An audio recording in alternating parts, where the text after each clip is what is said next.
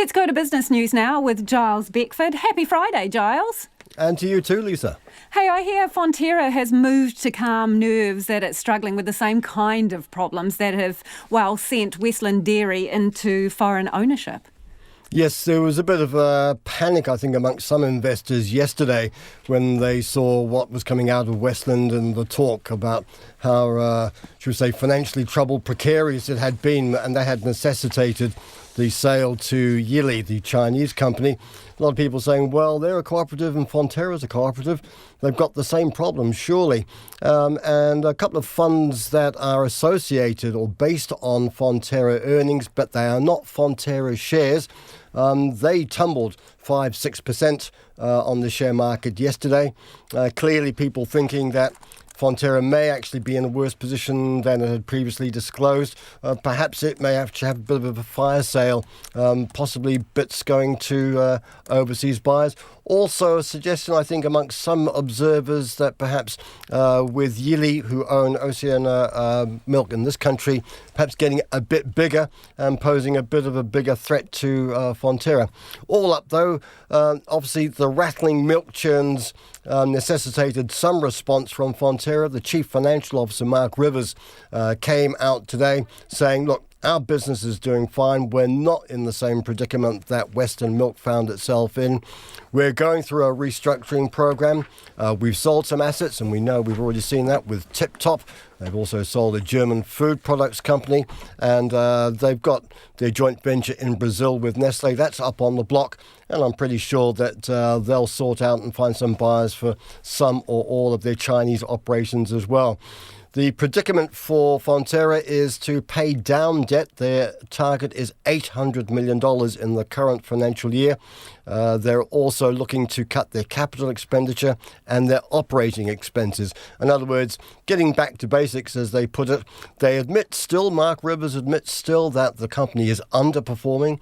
There's still a lot of work to be done to turn the business around. But he says they're making progress. Don't panic. Breathe the grass and breathe calmly and clearly. There'll be an update in September when Fonterra brings out its annual result, and at that stage things will be clearer.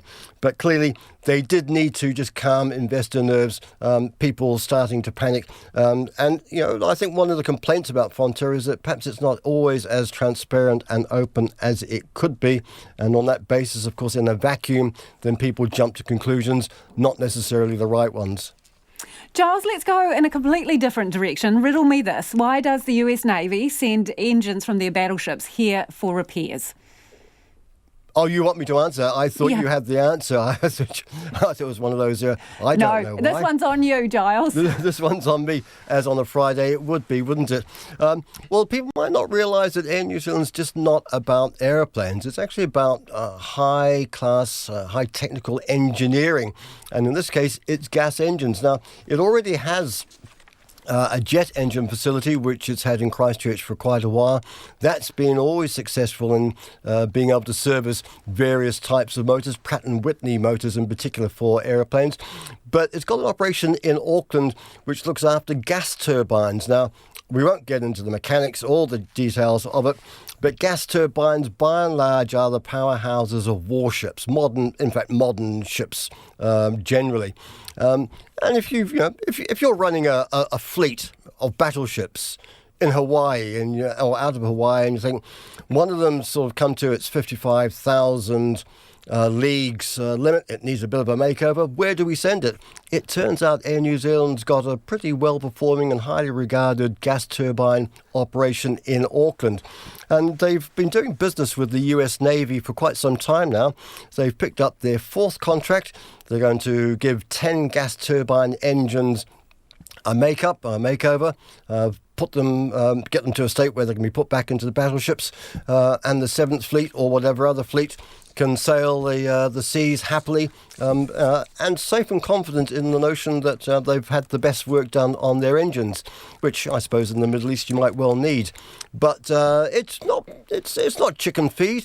It's worth about $25 million for the current contract. And over the life of their business relationship, Air New Zealand's done more than $120 million worth of business with the US Navy. So that may go some way to helping the airline counter the sort of fall off in the growth of bums on seats for their airlines. Let's get into the shipping business as well. And Giles, shall we do the numbers? Why don't we? Friday, it's the fourth consecutive record close for the top 50 index, up 57 points. That's about 0.5%, 10,615. There will be the sceptics amongst us who say, beware, a correction may be coming, at least a bit of a shake-up, so don't bank on it actually continuing to rise.